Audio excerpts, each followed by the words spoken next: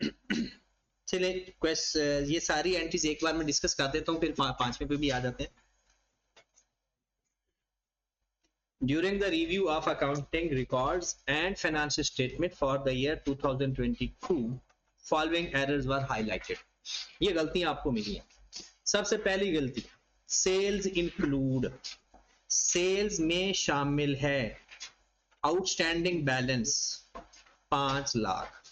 आपने 5 लाख की सेल लिखी हुई है, which a customer would need to pay 485,000 only if payment made within 30 days.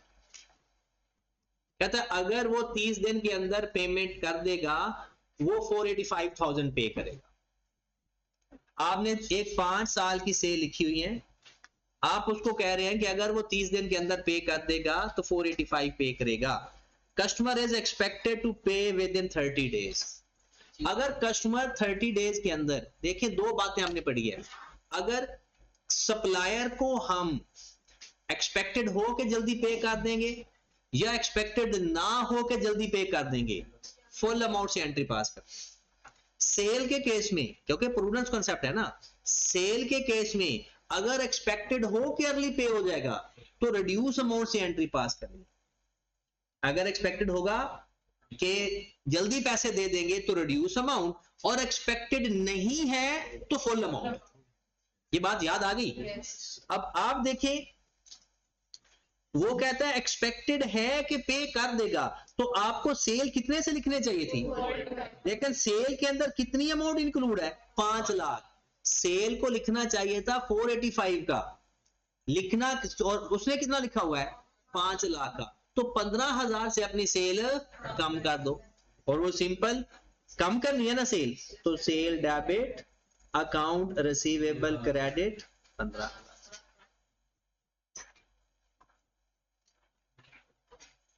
Okay होगी बात?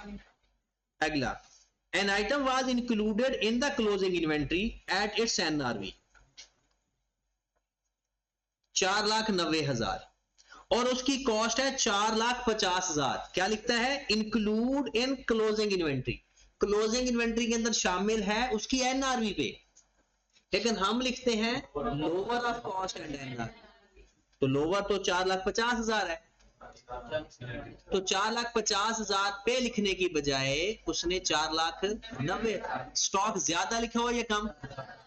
अब स्टॉक होता है डेबिट नेचर का, अब हमने उसको कम करना है, स्टॉक कर देंगे क्रेडिट। और एक बात याद रखनी है, जब भी स्टॉक की गलती ठीक करनी है ना तो कॉस्ट ऑफ सेल से करनी है, यहां सस्पेंस अकाउंट नहीं आता होता। ओके की बात? तीसरे नंबर पर, अ सब total of ₹234,000 was carried forward in the purchase day book as 432,000. Control accounts are not maintained for debtor and creditor account. के ना भी लिखता हम वही समझते हैं, गलती वही होती है जो लिखी होती है। अब आपने सब टोटल 234 was carry forward 432, कम लिखा ज्यादा? अगर ज्यादा लिखा तो रिवर्स कर दो, सस्पेंस अकाउंट डेबिट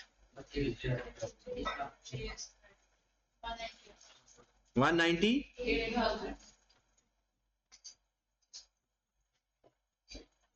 हाँ जी। एक ये बात आपको पहले भी पता है, एक दफा मैं लिख देता हूं, क्रेडिट नोट अगर वो इशू किया जाए तो हम कहते हैं सेल्स रिटर्न हुई है, और अगर क्रेडिट नोट रिसीव होता है हम उसे कहते हैं purchase return. Credit note issue हो तो क्या समझा जाएगा, अगर हम इशू करते हैं तो हम अपने पॉइंट ऑफ व्यू से देखेंगे, हम इशू करते हैं तो सेल रिटर्न, और अगर हम रिसीव करते हैं तो परचेज रिटर्न। और डेबिट नोट के बारे में अगर आपसे कोई कहे,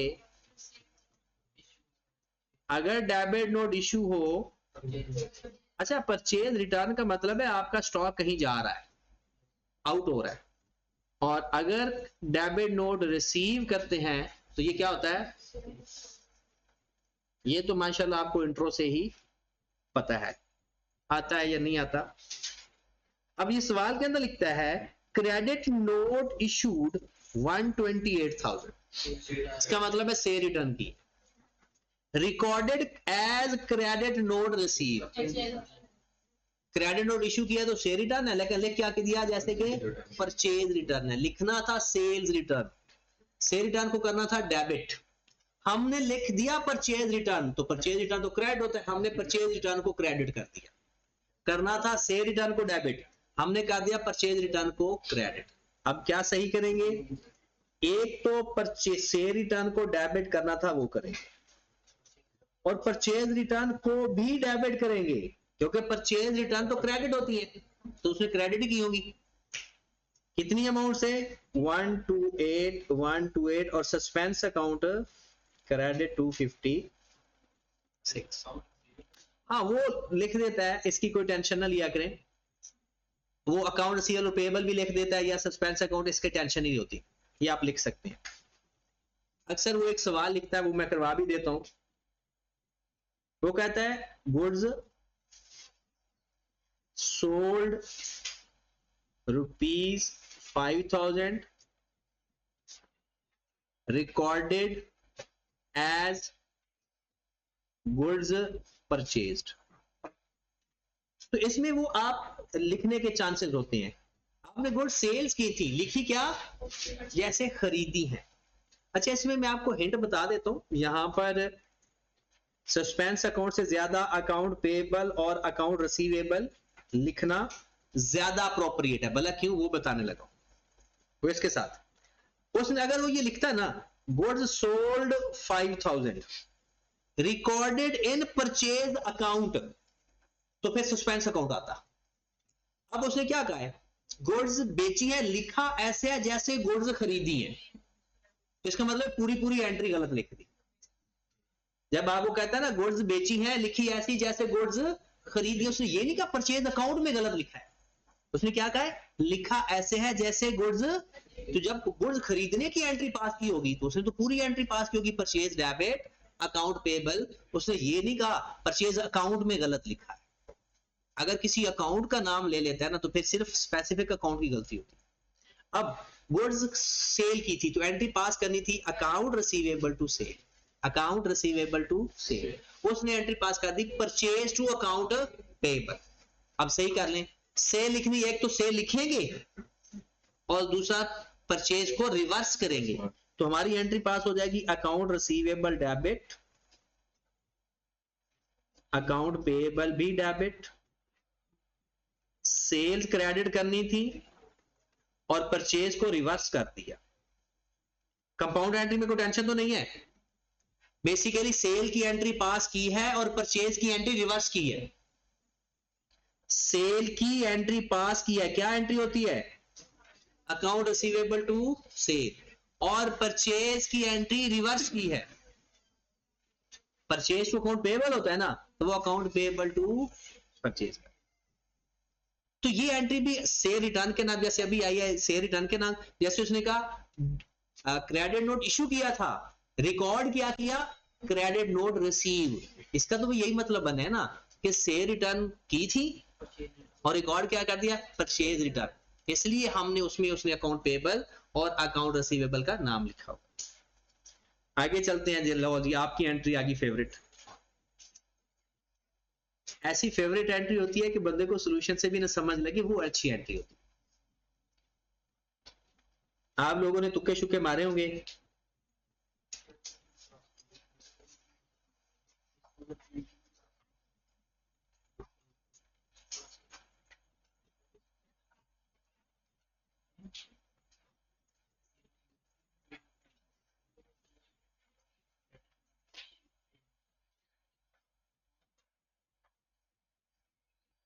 ये जी एंट्री 2 दफा पेपर में आ चुकी है, 2 टाइम, ये भी पेपर का सवाल है, और इस 5 एंट्रीज में एंट्री यही थी, लिखा हुआ है किसकी ठीक हुई है,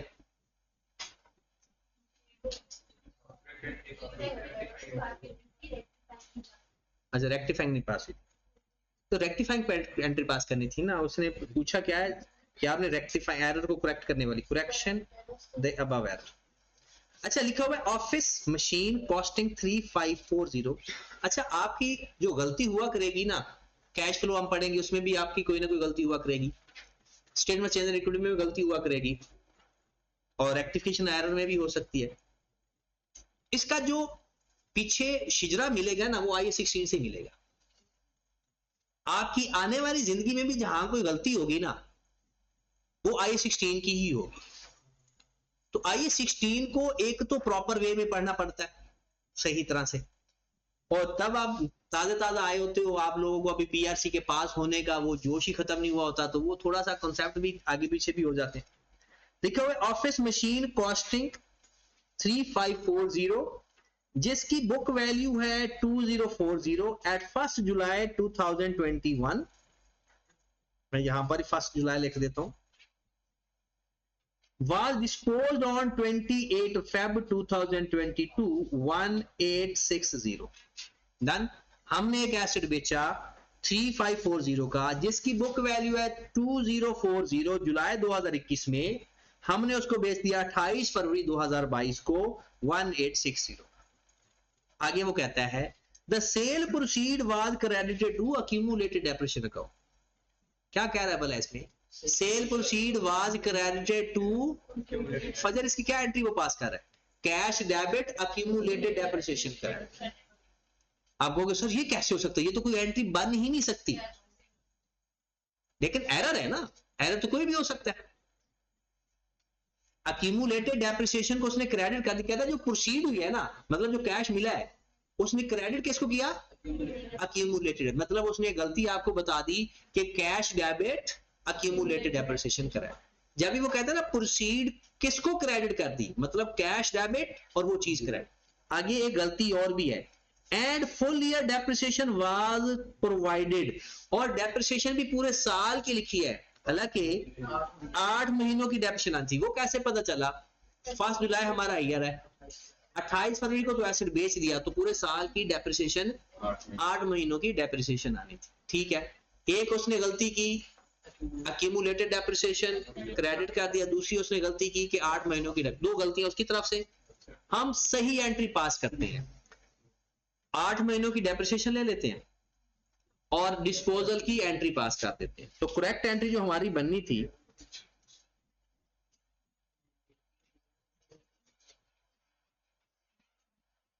करेक्ट एंट्री बनती है जनाब हमारी depreciation debit accumulated depreciation credit. WDV method है 2040 मल्टीप्लाइड बाय रेट क्या है,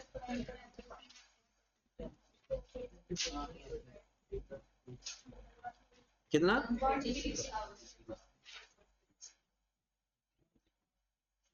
एक, फिर उसके बाद एंट्री पास करनी थी जी cash debit accumulated depreciation debit, cash debit 1860 accumulated depreciation debit. अच्छा अक्यूमुलेटेड पूछ लूं किसी से, बताना नहीं है कि सबने, हमारे पास यहां पर डाटा लिख देता हूं, बल्कि यहां से डाटा देख लें, हमारे पास 1/7/2021 है, इस डेट की कॉस्ट बताई है 3540, इस डेट की बुक वैल्यू बताई हुई है 20, और हमने इसको बेच दिया 1860 का। मैं आपसे सिर्फ ये पूछना चाहता हूं कि इस डाटा को देखकर मुझे अक्यूमुलेटेड डेप्रिसिएशन बता दें मुकद्दस, इस डाटा के अकॉर्डिंग अक्यूमुलेटेड डेप्रिसिएशन में कितनी लिखूं इस डिस्पोजल की एंट्री के अंदर, एक मिनट,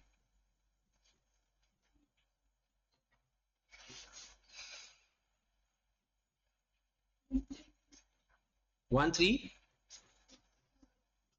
ये तो 8 महीनों की डेप्रिसिएशन है और हमने तो उसकी अक्यूमुलेटेड डेप्रिसिएशन लिखी, तो लिखो ना, तो कर दो ना, कैलकुलेटर है ना करके,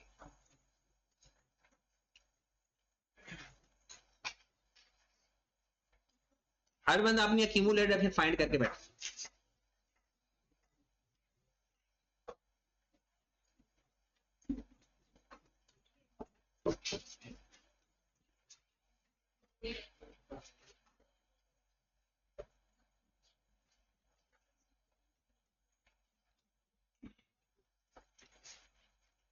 हाँ सर कितनी आ रही है आप? 1636 यही है 1636। मायदा कैसे आई 1636? नहीं आई। सबा अल्लाह ने आप लोगों का अलग से हिसाब लेना है। तो इतनी आसान चीज भी बंदे को ना है। ये देखें कॉस्ट गिवन है साल के शुरू में, बुक वैल्यू भी गिवन है, इन दोनों को जब हम माइनस करेंगे तो 1500 आ रहा होगा। वो क्या चीज है? Accumulated depreciation. कब तक? 1721 तक, और हमें चाहिए फरवरी तक। 8 महीनों की मजीद डेप्रिसिएशन उसमें ऐड कर देंगे तो उस डिस्पोजल की अक्यूमुलेटेड डेप्रिसिएशन। और हमारा तो तरीकाकार यही रहता था जब हम I16 कर रहे थे, मतलब इन दोनों को आपस में माइनस करेंगे तो ये हमारे पास अक्यूमुलेटेड डेप्रिसिएशन आएगी साल के शुरू तक, और मजीद जो 8 महीने हैं वो भी ऐड कर देंगे तो वो टोटल डेप्रिसिएशन बन गई अक्यूमुलेटेड। तो करो तो आ जाएगा 16। समझ लग गई? जो एसेट बेचा वो कितने का था? 3540। बाकी जो डिफरेंस है या वो गेन होगा या वो, तो कितना लॉस आ गया? ये एक काम हो गया हमारा। अब उसकी गलती, रॉन्ग एंट्री।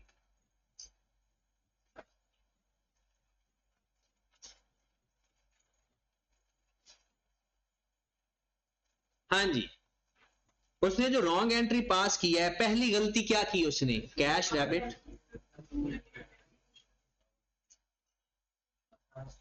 कितनी अमाउंट से? 18। मतलब जो कैश मिला, एक उसने ये गलती की। दूसरी उसने गलती की कि पूरे साल की डेप्रिसिएशन लिख दी। लिखनी थी 8 महीने की, उसने कितने लिखी? पूरे साल की। उसने लिखी या हमने लिखी? उसने लिखी। तो उसने जो डेप्रिसिएशन की एंट्री पास की होगी, डेप्रिसिएशन टू अक्यूमुलेटेड डेप्रिसिएशन, उसने साथ 8/12 नहीं किया उसने पूरा। तो कितनी पूरे साल की उसने डेप्रिसिएशन लिखी होगी? 2040 कैसे? रिड्यूसिंग बैलेंस मेथड नहीं है तो बुक वैल्यू पे डेप्रिसिएशन आनी थी। तो बुक वैल्यू कितनी है? 1800 नहीं है? अच्छा ये देखो, एक मिनट, 2040 है तो ये उसने अक्यूमुलेटेड डेप्रिसिएशन जो क्रेडिट किया इसको माइनस नहीं करेगा? वो गलती कर नहीं चुका? ये उसने जो अक्यूमुलेटेड डेप्रिसिएशन माइनस की होगी उसने तो अपनी माइनस की होगी जो उसने लिखी हुई है।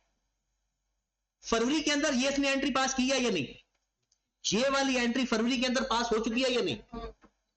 इसका मतलब है फरवरी के अंदर वो 1860 मजीद अक्यूमुलेटेड डेप्रिसिएशन क्रेडिट कर चुका है। तो उसकी जो अक्यूमुलेटेड डेप्रिसिएशन आ रही होगी उसकी बुक्स के अंदर वो गलत आ रही होगी। उसने अक्यूमुलेटेड डेप्रिसिएशन वो वाली नहीं ली होगी जो हमारी सही है। नहीं पता चला अभी? देखिए अब मैं आपको और थोड़ा डिटेल में जाता हूं। आपने आपके एसेट की कॉस्ट क्या थी, थोड़ा और डिटेल में अब जरा जाग जाओ बस। 3540 ये आपके पास कॉस्ट पड़ी थी पहले से। पहले से जो आपकी अक्यूमुलेटेड डेप्रिसिएशन पड़ी थी वो थी 1500। ये पता है कहां से आया 1500? कैसे आया? इन दोनों को माइनस करके। लेकिन ये तो 1721 को था। फिर आया फरवरी। फरवरी को एक एंट्री उसने ये पास की, उसकी बुक्स में ये एंट्री आ गई ना। उसने एंट्री पास की होगी cash debit accumulated depreciation credit. तो ये जो अक्यूमुलेटेड डेप्रिसिएशन ये तो 17 को पड़ी हुई है, ये मजीद क्रेडिट होगी तो उसके पास अब अक्यूमुलेटेड डेप्रिसिएशन ये होगी। ये दोनों उसके हिसाब से अक्यूमुलेटेड डेप्रिसिएशन है। 1500 ब्रॉडर में पड़ी होगी, फरवरी में उसने एक और एंट्री पास कर दी। तो जब साल के एंड पे वो डेप्रिसिएशन लेगा उसने कैसे डेप्रिसिएशन दी होगी? Cost minus accumulated depreciation. तो तब उसकी डेप्रिसिएशन 1500 और 1860 इकट्ठी हो गई होगी। तो माइनस करोगे तो ये बनेगा 1800 या 180, 180। ये भी 180 नहीं आएगा, 18 आएगा। कितना आ गया? 180। अब उसने इसका लिया होगा 10% और आगे 8/12 नहीं किया, उसने इसकी पूरे साल की डेप्रिसिएशन चार्ज की, तो उसने एंट्री पास की मल्टीप्लाई बाय 10%, तो उसकी जो डेप्रिसिएशन है वो है 18। नहीं नहीं नहीं, ये 180 आ रही है, 18 आ रही है, अच्छा 1000 में है ना, 18,000 आ रही है, 180,000 है ना, उसका 10% लेंगे तो 18,000 आ जाएगा, तो मैं इन 1000 में कर रहा हूं, तो इसलिए 18। हाँ जी, दोबारा देखिए ये बात समझ लग रही है या नहीं लगी, किसको नहीं समझ लगी मैं दोबारा बता देता हूं। देखें, उसने कहा कि जो इस एंट्री को आप साथ कंसीडर करो, उसने कहा कि उसने एक एंट्री तो ये पास की ना, cash debit accumulated depreciation credit, इसका मतलब है उसकी बुक्स में 1860 अक्यूमुलेटेड डेप्रिसिएशन और भी क्रेडिट हुई है। 1500 तो साल के शुरू तक की थी, फिर जब उसने लेजर बनाया होगा अक्यूमुलेटेड डेप्रिसिएशन का तो 1860 और भी चली गई, तो टोटल उसके हिसाब से जो गलत अक्यूमुलेटेड डेप्रिसिएशन है वो 1500 पहले वाली और 1860 ये वाली, ये फॉर द ईयर। जब हम डेप्रिसिएशन लेते हैं ना, कॉस्ट माइनस अक्यूमुलेटेड डेप्रिसिएशन, तो कॉस्ट तो 3540 है, अगर ओरिजिनल होता तो माइनस 1500 करते, आ जाता 2040 मल्टीप्लाई बाय 10%, लेकिन उसके पास तो एक और भी अक्यूमुलेटेड डेप्रिसिएशन क्रेडिट होती है, तो बुक्स के हिसाब से तो उसने उसको भी माइनस किया होगा, तो वो भी माइनस किया, या 2040 में से 1860 माइनस करके देखो, तो उसके हिसाब से 1800 बुक वैल्यू बचती है, और उसने उसका 10% ले लिया पूरे साल का। अब जब हमें इसको रेक्टिफाई करना है, अब तो रेक्टिफाई हो जाएगा, कैसे? ऐसा इसको रेक्टिफाई करने के भी दो तरीके हैं, आसान और प्रोफेशनल। जो आसान होता है ना, वो सिंपल ये है कि आप पहले डेप्रिसिएशन ठीक कर लो और बाद में दूसरी एंट्री ठीक कर, और दूसरा होता है कंबाइन करके सारा करना, कंपाउंड करके करना। मैं आपको दोनों करवा देता हूं ताकि जो आई कैप की जो जवाब गिवन है वो कंपाउंड है। अगर आप अलग अलग एंट्री पास करते हो तो सिंपल ये देखो, पहले आपके पास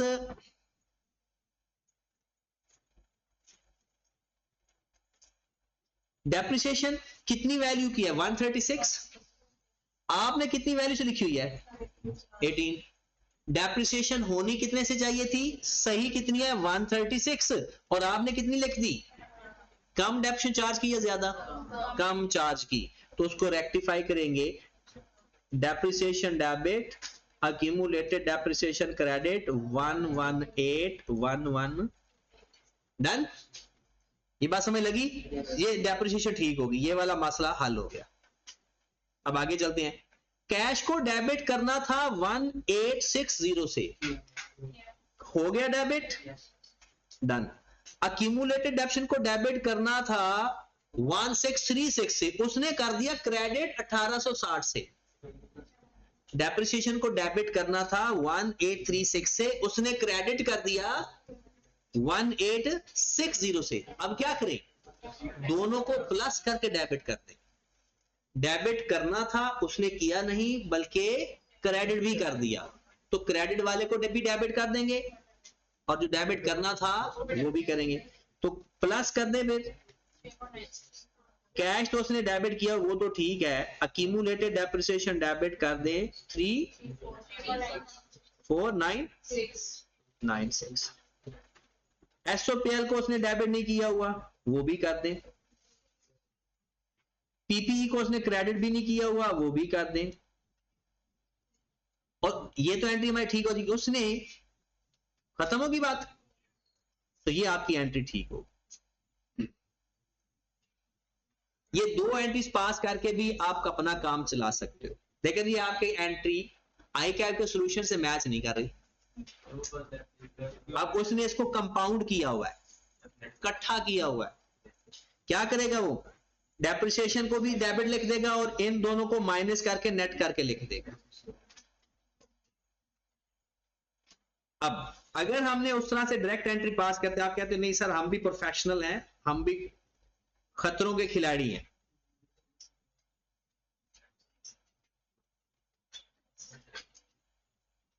वैसे जो हमारे लोग खतरों के खिलाड़ी होते हैं ना, बस वो बातों की हद तक होते हैं।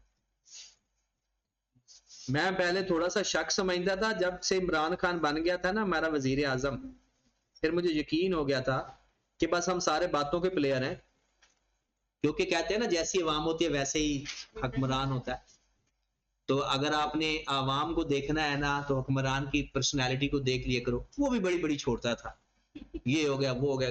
हमारा भी ऐसे ही होता है, जब आप लोग सीए में शुरू में करते हो ना तो मैं कहता हूँ यार सोच समझ के, यहाँ थोड़ी एफर्ट कंसिस्टेंसी चाहिए थी, तो आप कहते नहीं नहीं सर आप टेंशन ही ना लें, आप बस एक हफ्ता 2 हफ्ते या 1-2 हफ्ते भी आप तो ज्यादा है, 3 दिन आप बड़े मोटिवेट रहते हो और कंसिस्टेंट भी और सारा कुछ, पता नहीं क्या हो जाता है उसके बाद।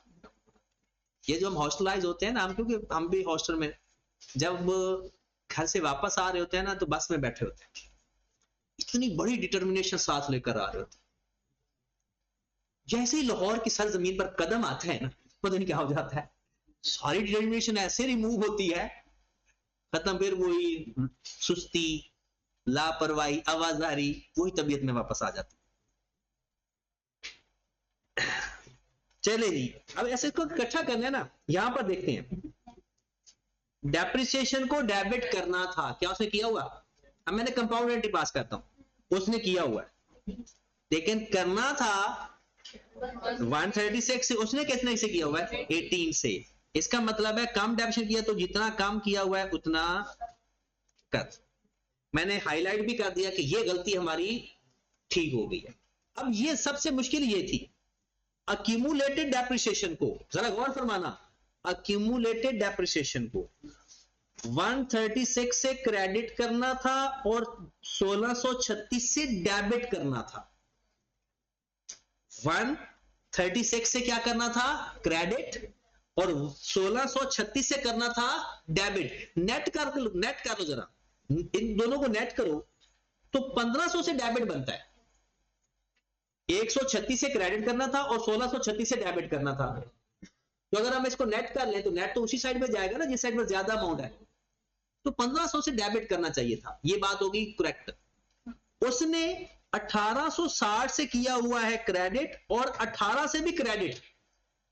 अब दोबारा बताओ, हम क्या कह सोच चुके हैं, 1500 क्या करना चाहिए था, डेबिट, उसने 1860 और 18 से किया हुआ है क्रेडिट। उसने कितना क्रेडिट किया हुआ है, 1878, क्योंकि क्रेडिट में क्रेडिट प्लस होगा ना। 1500 से डेबिट करना था, उसने 1878 से क्रेडिट किया हुआ है। अगर ओवरऑल मैं सारे एक्यूमुलेटेड डेप्शन को देखूं, क्या 1500 से डेबिट करना था, उसने 1878 से सारा मिला के क्रेडिट किया हुआ। तो अब क्या करें फिर, प्लस करके डेबिट कर दे एक्यूमुलेटेड डेप्रिसिएशन 337, बस खत्म हो गया। कैश ओके है, उसने एसओपीएल नहीं लिखा हुआ, हम लिख देते हैं, उसने पीपीई नहीं लिखा हुआ, हम लिख देते हैं। ये आपकी कंपाउंड एंट्री पास।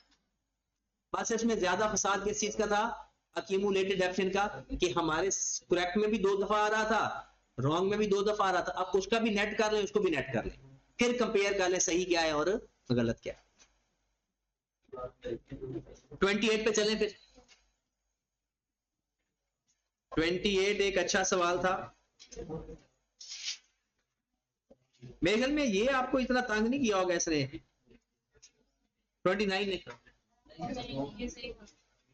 ये हो गया था ना, नहीं सही तो सारे होते नहीं।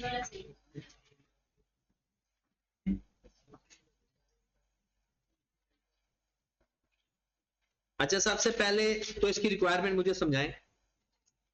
लिखा हुआ प्रिपेयर करेक्टिंग एंट्रीज, ये तो हो गया रेक्टिफिकेशन ऑफ एरर। फिर कहते हैं compute correct figure for gross and net receivable. Gross and net, ये जो बहुत तेज बनते हैं ना, वो ये देखते हैं ग्रॉस प्रॉफिट और नेट प्रॉफिट ठीक करके आ जाते हैं,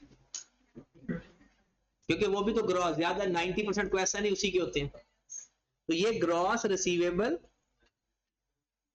और नेट रिसीवेबल की बात हो रही है। अच्छा, ग्रॉस रिसीवेबल कौन से होते हैं और नेट रिसीवेबल कौन से होते हैं? अगर डेटर में से बैड डेट सब कुछ माइनस करके लिखो, प्रोविजन फॉर बैड डेट्स तो नेट, और अगर ना माइनस करो तो ग्रॉस। अच्छा, ये सवाल अच्छा सवाल है, इसलिए है तो ये इंट्रोडक्शन टू अकाउंटिंग का, आपने कभी देखा नहीं होगा, ये 5वें चैप्टर के अंदर ये सवाल है। वो जो एग्जांपल में हम छोड़ देते थे बड़ी बड़ी, वो कंप्रीहेंसिव एग्जांपल्स, ये उनमें से है। हाँ जी, इसलिए कहा था कि अगर वहां पर मैं ये करवाता तो उसका फायदा नहीं है, अब फायदा है, क्योंकि रेक्टिफिकेशन ऑफ एरर हमारे सिलेबस में नहीं है ना। वहां पे लिखा हुआ है GT for the year under preparation. आपको 30 जून को ना आपने ट्रेड रिसीवेबल आपने कहा जी 25 लाख है, allowance for bad dates 4 lakh है और 21 लाख है आपका, ये है ग्रॉस डेटर्स और ये आपने अपना काम किया। मतलब जैसे आप सवाल नहीं करते, आपने अपना सवाल करके ओके किया तो बाद में सॉल्यूशन देखा तो पता चला तो सारे गलत है। तो ये सॉल्यूशन फिर देखा आपने। It was noted that an old outstanding balance 2,50,000 was written of previously. Was कहते हैं एक आउटस्टैंडिंग बात, आप जिसको बैड डेट्स कर चुके थे during the year, settled was settled during the year at the rate of 20%। वो आपको पैसे मिल गए हैं, 80% मिल गए। इसका मतलब पूरा 2,50,000 नहीं मिला, 2 लाख मिल गया। 2 लाख तो क्या एंट्री पास करनी चाहिए थी? Cash debit bad debts. उसने लिखा the amount received was credited to trade receivable. उसने amount received credited to trade receivable. करना किसको था क्रेडिट? बैड डेट्स को। उसने किसको कर दिया? अब ट्रेड रिसीवेबल को कर देंगे डेबिट और बैड डेट्स को कर देंगे क्रेडिट। कितनी अमाउंट से? नेट करके लिखेंगे। ठीक हो गया? ये पहली एंट्री हमारी रेक्टिफाई होगी। आगे वो कहता है परचेज रिटर्न किया 5 lakh was mistakenly debited to trade receivable. Purchase, अच्छा यहां पर एक मसला आता है अक्सर स्टूडेंट्स को। Purchase return 5 lakh debited to trade receivable. फौरन सोचो परचेज रिटर्न के केस में किसको डेबिट करते होते हैं? अकाउंट पेएबल को। उसने किसको कर दिया? रिसीवेबल को। अब सही करेंगे, रिसीवेबल कर देंगे क्रेडिट, ये गलत था। और जिसको डेबिट करना था, अक्सर स्टूडेंट कहते हैं सर यहां पर तो परचेज रिटर्न को क्यों नहीं किया कुछ। देखिए ना, हमने ये सोचना है परचेज रिटर्न के केस में डबल एंट्री पास होती है, account payable to purchase return. वो कहते हैं was debited to trade receivable. इसका मतलब है हमने फौरन सोचना है कि अगर मैंने ट्रेड रिसीवेबल को डेबिट कर दिया, हो सकता है वही करना हो। तो जब मैंने सोचा या एंट्री पास की तो पता चला वो तो ट्रेड पेएबल डेबिट होता है और मैंने किसको डेबिट कर दिया। तो अब मैं क्या करूंगा? ट्रेड पेएबल कर दूंगा डेबिट, ट्रेड रिसीवेबल कर दूंगा क्रेडिट। कितने से?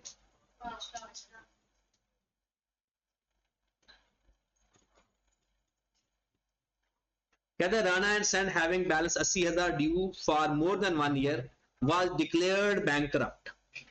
जो राणा बैंकरप्ट हो जाए उसको बैड डेट्स कर दो। And its balance needs to be written off. अगर ये ना भी लिखता फिर भी राइट ऑफ करना था।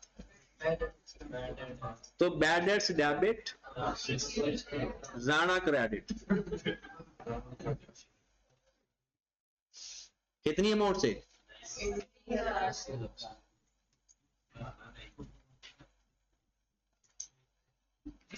ओके की बात।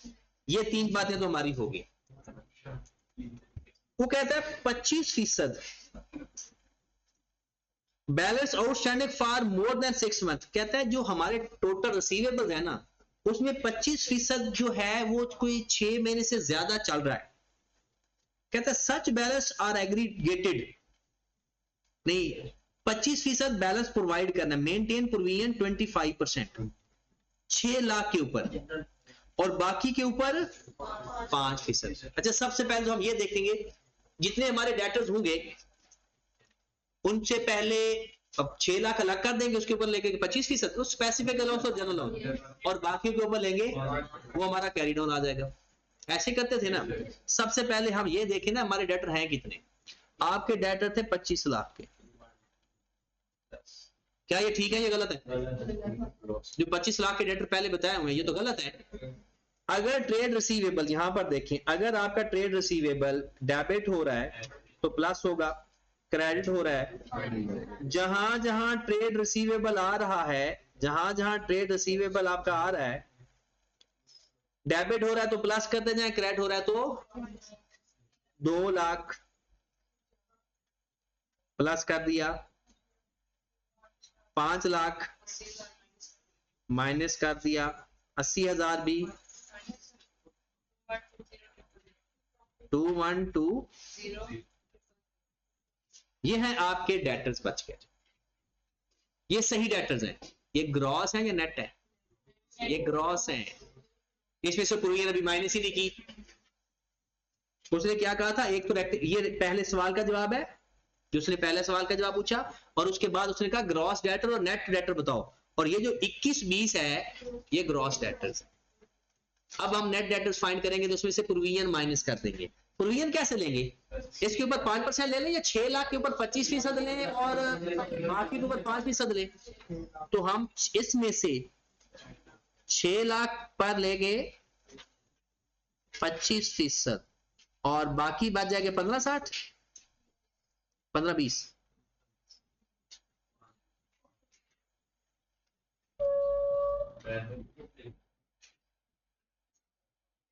15-20 मल्टीप्लाइड बाय 5%। हाँ जी, 6 लाख की कितना आ गया और 70 तो 226। तो अगर मैं ये थे gross debtor 2120,000 gross debtor minus carried on 226,000, तो ये मेरे पास आ जाएंगे नेट डेटर्स कितने 109। डन। लेकिन अभी एक मसला है, हमने प्रोविजन कितनी निकाली है? उसने भी प्रोविजन फाइंड करके रखी हुई है 4 लाख। ये भी तो गलत है। उसने 4 लाख की प्रोविजन लिखी हुई है, एक्चुअल में कितनी आ रही है 220। प्रोविजन कम करनी है ज्यादा? और अगर प्रोविजन कम करो तो एंट्री क्या होती है? Allowance for bad debts to bad debts. अगर प्रोविजन कम करनी हो तो allowance for bad debts to, और ज्यादा करनी हो तो bad debts to allowance for bad. तो एक और एंट्री पास करनी है हमने, अलाउंस फॉर कम करनी है ना, बैड डेट्स टू कितने से 1। ये आपकी रेक्टिफाइंग एंट्रीज बन गई और नेट डेटर्स भी आ गए 2120 माइनस 226। ये सवाल हमारा हो गया। जब ये पेपर में सवाल आया था तो बच्चों को कंट्रोल करना नहीं आया था, और आखिरी एंट्री अक्सर लोग भूल जाते हैं क्योंकि वो समझते हैं कि ये तो जनरल एंट्री वो ट्रांजैक्शन लिखी नहीं हुई ना। तो ये जो एंट्री पास करके आ जाए ना, एग्जामिनर उस स्टूडेंट के प्रेशर में आ जाता है और उसको कभी फेल नहीं करता। अगर ऊपर वाली 3 एंट्री तो तकरीबन गलत सही सब नहीं पास की होंगी, ये जो चौथी एंट्री है ना, ये एंट्री एग्जामिनर को प्रेशर में दे देती है। तो 2-4 चीजें ऐसी, ये नहीं कि प्रेशर में ला देने के लिए ना हम कुछ एवी एंट्री लेकर आ जाए, मतलब जो बनती हूं और आप पास करके आओ। वो ना प्रेशर मेंटेन करने के चक्रों में ना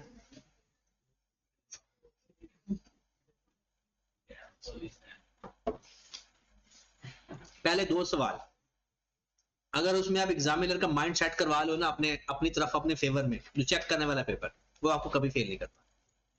सिर्फ 2 सवाल होते हैं ये आपके लिए। मैं तो एक सवाल से काफी हो जाता है काम।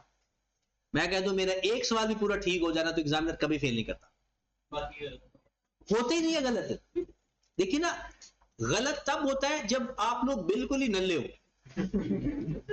यानी आपको पता ही नहीं है अकाउंटिंग से रिलेटेड चीजों का। आप कुछ ना कुछ तो ठीक करोगे ना। अगर पहला सवाल आपका ऐसा इस तरह से प्रेजेंट हुआ है कि बाकी वो 10 पेपर चेक करके आ रहा है, 11वां पेपर उसको अच्छा लगा कि यार ये इसने तो अच्छा लिखा है, सारी चीजें भी, तरतीब भी सही है, प्रेजेंटेशन भी ठीक है, और सारी वो चीजें लिखी हैं जो रिक्वायरमेंट है, ना एक्स्ट्रा लिखा है ना कम लिखा है, तो एग्जामिनर के माइंडसेट में आ जाता है कि यार ये बंदा तैयारी कर गया है। सारा ऐसे करते नहीं हो ना।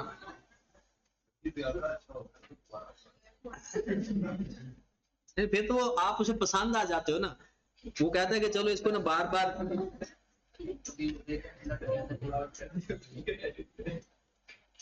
अच्छा, नेक्स्ट कॉन्सेप्ट एक सीखने लगे हैं जी। क्वेश्चन नंबर 35 होगा शायद, 35 पे है।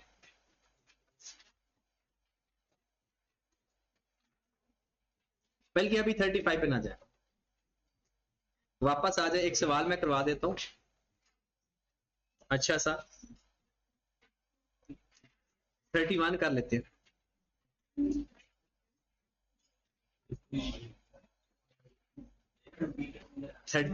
30 हो गया है ना, 31 मैं करवा देता हूँ, फिर 32, 33, 34 आप कर देना। 31 मैं करवा देता हूँ, अगले 3 आप कर लेना, ठीक है, क्योंकि एंट्रीज तो हैं बस। सबसे पहले कहता है प्रिपेयर एंट्रीज और रिकैलकुलेट द नेट प्रॉफिट। हमने नेट प्रॉफिट सही करना सीख लिया है ना। चलिए जी सवाल पे आ जाए फिर। सबसे पहले किससे सवाल पूछूं, चले जरा ध्यान से सवाल का जवाब देना है। The trial balance of eastern product, जिससे पूछूं वही जवाब देगा बस। Trial balance of eastern product short credit 6264, credit side short है ट्रायल बैलेंस की, इसका मतलब है सस्पेंस अकाउंट क्रिएट होना है। डेबिट और क्रेडिट साइड ट्रायल बैलेंस की बराबर ना हो तो सस्पेंस अकाउंट क्रिएट होता है। तो मीरा बताएगी कि ये ट्रायल बैलेंस की किस साइड पर बैलेंस लिखा जाएगा। क्रेडिट साइड शॉर्ट है ट्रायल बैलेंस की, हमने सस्पेंस अकाउंट बनाएंगे, अगर इसमें तो नहीं बनाना, अगर बनाएंगे तो ये किस साइड पर जाएगा, डेबिट साइड पर या क्रेडिट साइड पर, सस्पेंस अकाउंट की ब्रॉड ऑन के नाम से।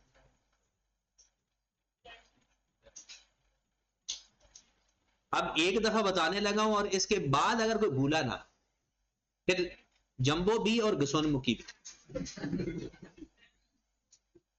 देखें ट्रायल बैलेंस की दोनों साइड्स अगर बराबर ना हो तो सस्पेंस अकाउंट उस साइड पर लिखेंगे जो छोटी साइड होगी, जो साइड कम होगी।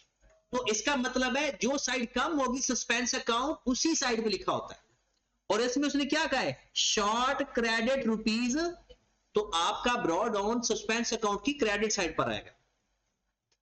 जो साइड शॉर्ट होगी, जो साइड ज्यादा होगी वो तो पहले ही ज्यादा है, हमने तो बराबर करना है ना, तो किस साइड पर अमाउंट लिखकर बराबर करोगे, लोअर साइड के ऊपर।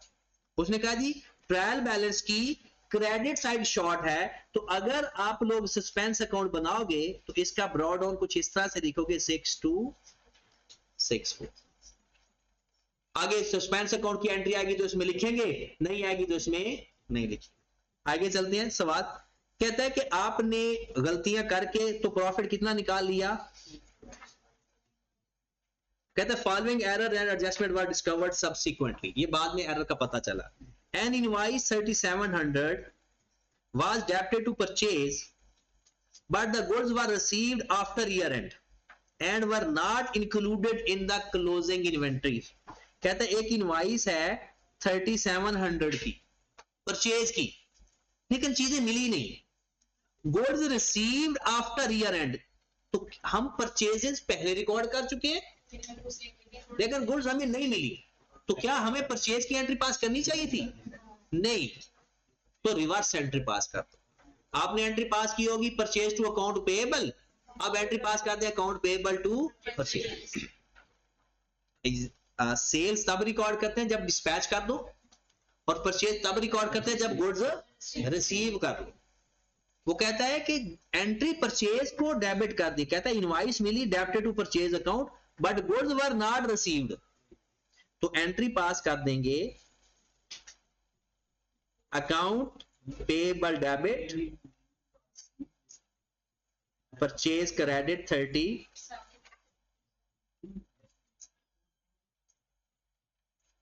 ओके होगी बात, समझ लग गया।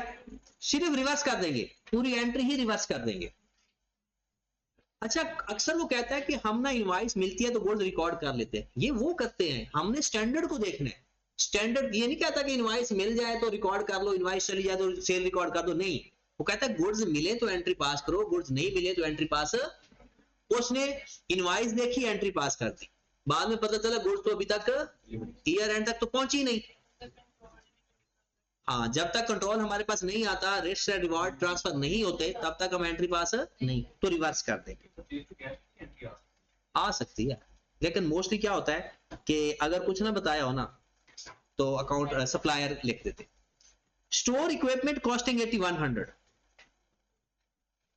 स्टोर इक्विपमेंट कॉस्टिंग 8100 जिसकी बुक वैल्यू है 3600 वाज सोल्ड रुपीज 2500। 8100 का एसेट जिसकी बुक वैल्यू 3600 बेच दिया 2500 का। कहता है cash was debited and store equipment was credited, no other entries were made. आहा, इसका ना बड़ा कमाल की एंट्री उसने बता दी है। उसने क्या कहा, पहले तो हम करेक्ट एंट्री पास करेंगे। इसमें डेप्रिसिएशन का ताल्लुक उसने बताया ही नहीं कि 2-4 महीनों की डेप्रिसिएशन का कोई ताल्लुक नहीं है ना, कोई डेट वगैरह नहीं बताई। हम एंट्री पास, ओरिजिनल करेक्ट एंट्री क्या पास होनी थी, cash debit, accumulated depreciation debit, PPE credit, और जो डिफरेंस आएगा वो एसओपीएल। कैश कितना आया, कॉस्ट कितनी थी, और इसका डिफरेंस जो अक्यूमुलेटेड डेप्रिसिएशन बताई हुई है क्वेश्चन के अंदर, क्योंकि इन दोनों का जो डिफरेंस है वो अक्यूमुलेटेड डेप्रिसिएशन कितना, जो डिफरेंस है वो एसओपीएल किधर, डेबिट क्रेडिट एसओपीएल। ये थी करेक्ट एंट्री, ये रेक्टिफाइंग नहीं है, ये हमारा जवाब नहीं है, ये करेक्ट एंट्री थी। उसने क्या कहा, वो कहता है उसने कर दिया कैश को डेबिट और पीपीई को कर दिया क्रेडिट। जब कैश के साथ वो बात करता है ना तो अमाउंट कैश वाली होती है। जब वो कहता है ना कैश को डेबिट कर दिया, और कभी वो कहेगा सेल को क्रेडिट कर दिया, कभी वो कहेगा अक्यूमुलेटेड डेप्रिसिएशन को क्रेडिट कर दिया, कभी वो कहेगा इक्विपमेंट को इसी अमाउंट से क्रेडिट कर दिया।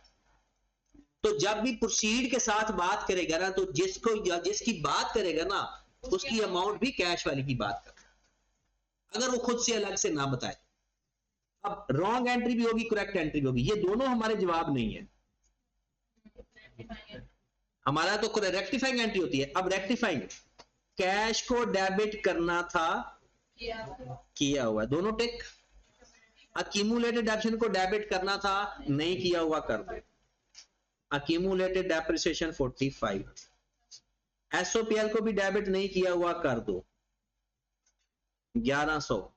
पीपी को क्रेडिट करना था 8100 से, उसने किया तो हुआ है लेकिन 2500 से काम किया हुआ ज्यादा, जितना काम किया हुआ डिफरेंस। पीपीई 50, ये है हमारी रेक्टिफाइंग एंट्री। ये वर्किंग में करेंगे और नीचे वाली एंट्री सॉल्यूशन में करेंगे। समझ लगी। और ये एंट्री, अगर ये 8 नंबर का सवाल है ना, तो ये एंट्री 3 नंबर की होती है, बाकी 1-1 नंबर की होती है।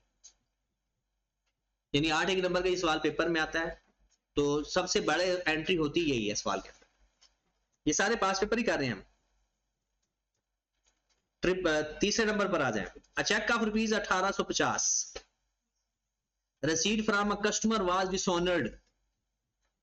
कहता है एक चेक रिसीव किया था कस्टमर से, डिसऑनर हो गया, but no entry was made in the books, cash there against was received after year end. कहता है वो साल के बाद की तो बात ही नहीं हमने करनी ना, चेक डिसऑनर हो गया तो उसकी एंट्री पास कर दो।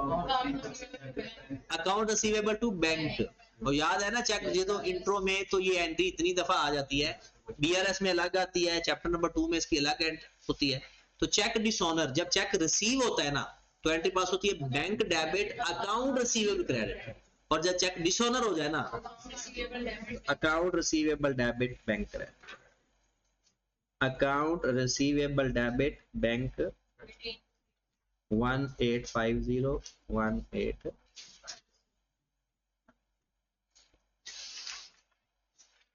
ये भी हो गया। चौथी एंट्री पे आ जाए। कहता है purchase of office equipment costing 15,200 was entered in the purchase account. कहता है 15,200 की चीज खरीदी है, परचेज अकाउंट में डेबिट कर दिया, और डेप्रिसिएशन भी 10%। हाँ, डेट नहीं बताई तो पूरे। तो सबसे पहले तो किसको डेबिट करना था, ऑफिस इक्विपमेंट को, और उसने किसको कर दिया था, कितने से, और डेप्रिसिएशन चार्ज करेंगे रिवर्स।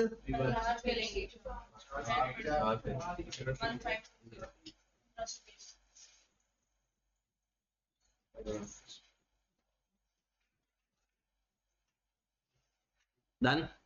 नेक्स्ट,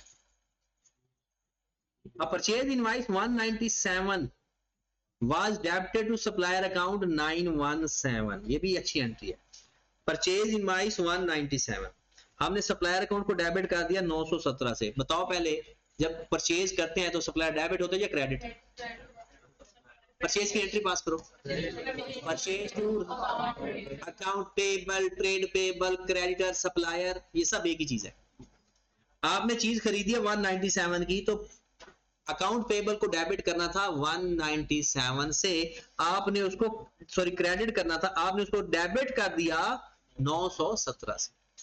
करना था क्रेडिट 197 से, आपने उल्टा डेबिट कर दिया 917 से। अब 197 से भी क्रेडिट कर दो, 917 से भी क्रेडिट कर दो, और सस्पेंस को डेबिट, क्योंकि सिर्फ सप्लायर के अकाउंट की गलती है, तो बस उसको ठीक करो। तो सस्पेंस अकाउंट डेबिट हो जाएगा और अकाउंट पेबल 917 से भी और 197 से। परचेज रिटर्न अंडर कास्ट, ये है जनती entry. Under cast, over cast suspense account के साथ लिखो। परचेज रिटर्न अंडर कास्ट करना है। अच्छा, कुछ लोग कहते हैं हमने जन्नत में नहीं जाना, तो इसमें गलती कर देते हैं। परचेज रिटर्न डेबिट होता है क्रेडिट, उसको कम लिखा हुआ है तो मजीद क्रेडिट कर दो। सस्पेंस अकाउंट डेबिट और purchase return credit 6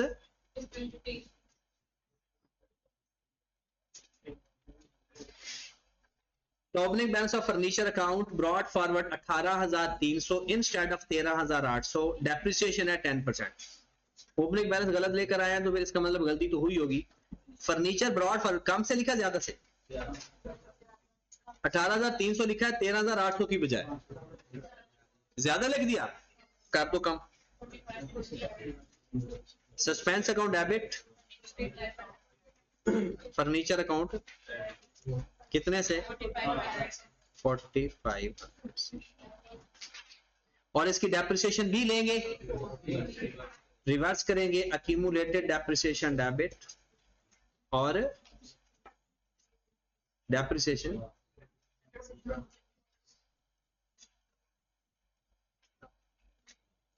last entry.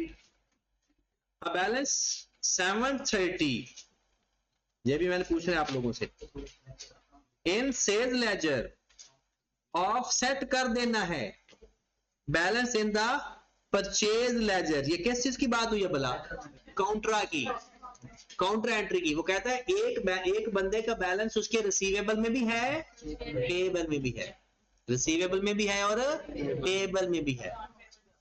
इसका मतलब है हमने इसको सेट ऑफ करना है, बस, ये कोई गलती नहीं है, एंट्री है। तो किस अमाउंट से सेट ऑफ करेंगे? लोअर अमाउंट से सेट ऑफ कर देंगे, और एंट्री क्या होगी? Account payable debit to account कितने से? 730। इस क्वेश्चन के अंदर उसने हमसे प्रॉफिट को रेक्टिफाई करवाना है, उसने सस्पेंस अकाउंट हमसे नहीं बनवाया। तो प्रॉफिट को रेक्टिफाई करने के लिए सबसे पहले तो आपने, मैं उसका फॉर्मेट लिख देता हूं, आपने मेन लिखने के ऊपर लिख दे नेट प्रॉफिट, और यहां पर लिख दे रुपीस, और लिख दे profit before rectification of error या correction of error. Profit before rectification of, अच्छा अक्सर बच्चे यहां पर लिख देते हैं प्रॉफिट बिफोर एरर, तो उसका मतलब है वो तो ठीक प्रॉफिट है। प्रॉफिट बिफोर एरर का क्या मतलब हुआ? तो ये हमने लिखना है profit before rectification of error, ठीक है। तो कितना है profit before rectification of error? 956,180। 956,180। चलिए जी, मैं तो आपको इधर एक ट्रिक बता देता हूं, बस उसी में करते जाएं। आपने अपनी हर रेक्टिफिकेशन के अंदर किसको देखना है? रेक्टिफिकेशन के अंदर अगर उसका एलिमेंट डेबिट हो रहा है तो प्रॉफिट में माइनस कर दो, क्रेडिट हो रहा है तो। अब आप साथ लिखते भी जाना, मैं सिर्फ इधर से बताता जाता हूँ। अकाउंट पेबल तो है ही नहीं, ये ना पेपर में क्रॉस करने ना बैठ जाना, ये सिर्फ आपको समझाने के लिए। परचेजेस प्रॉफिट में जाकर प्लस हो जाएगा, प्रॉफिट में जाकर प्लस हो जाएगा। क्यों बोला? क्योंकि क्रेडिट हो रहा है, एक्सपेंस कम हो रहा है। ये वाली एंट्री नहीं है, ये तो हमने वर्किंग की थी ना। अक्यूमुलेटेड डेप्रिसिएशन एलिमेंट है ना, पीपी है। एसओपीएल तो माइनस होगा। एसओपीएल के नाम से ना कर देना, लॉस ऑन डिस्पोजल के नाम से करना। किस नाम से करेंगे? Loss on disposal. फिर अकाउंट रिसीवेबल भी नहीं है, बैंक भी नहीं है, इससे प्रॉफिट पे कोई फर्क नहीं पड़ेगा। पीपी से भी कोई फर्क नहीं पड़ेगा। परचेज प्लस कर देना जाके, डेप्रिसिएशन माइनस कर देना जाके, और अक्यूमुलेटेड डेप्रिसिएशन से कोई फर्क नहीं पड़ना। सस्पेंस अकाउंट से कोई फर्क नहीं पड़ना, अकाउंट पेबल से कोई फर्क नहीं पड़ना, इससे भी कोई फर्क नहीं पड़ना, ये जाकर प्लस हो जाएगा। फिर यहां ये इससे भी कोई फर्क नहीं पड़ेगा, कोई फर्क नहीं पड़ेगा, कोई फर्क नहीं पड़ेगा, ये जाकर प्लस हो जाएगा। और इन दोनों से भी कोई फर्क, पेपर में आपने डायरेक्ट प्लस माइनस करना है, यहां पर नहीं, उधर जाके। ठीक है, तो अपने प्रॉफिट में सबसे पहले परचेज प्लस होनी थी 3700 से, फिर लॉस ऑन डिस्पोजल माइनस होना है, फिर 15,000, फिर डेप्रिसिएशन माइनस होगी, फिर उसके बाद परचेज रिटर्न,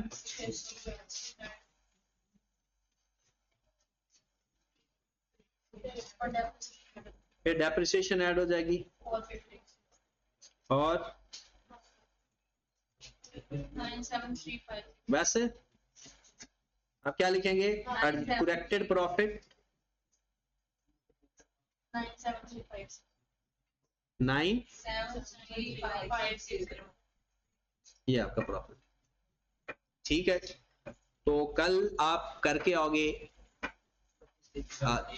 33, हाँ 32, 33, 34।